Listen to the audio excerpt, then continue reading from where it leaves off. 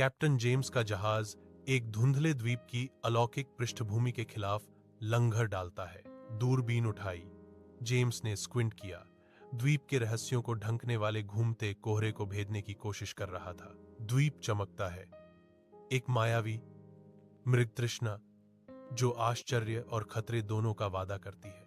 कोहरे के हृदय से एक आकृति उभरती है, एरिया, जिसके बाल समुद्र की प्रचुरता से सजे हैं। एरिया प्रकट होती है, द्वीप के भयावह आभा के बीच एक अलौकिक सौंदर्य का दृश्य।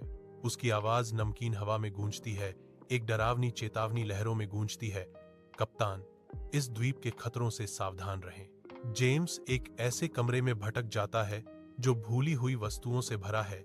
जंग लगी चाबियां, धुंधली तस्वीरें और टूटे हुए खिलौने जो गिरे हुए सपनों की तरह बिखरे पड़े हैं।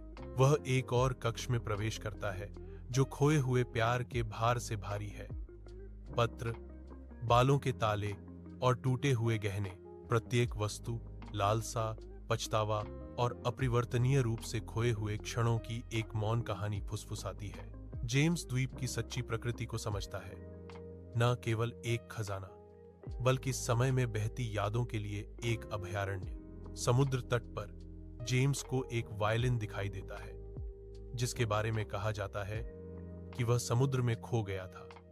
जब वह वाद्य यंत्र को देखता है तो उसके भीतर विस्मय और लालसा युद्ध करते हैं। एरिया की तीखी चेतावनी हवा में गूंजती है, रुको, वह तुम्हारा लेने के लिए नहीं है। जेम्स अब पछतावा करते हुए फुसफुसाते हैं, मैं लालच से अंधा हो गया था, यह वायलिन मेरा नहीं है। जैसे ही द्वीप धुंध में बदल जाता है, उसके भीतर संकल्प मजबूत हो जाता है।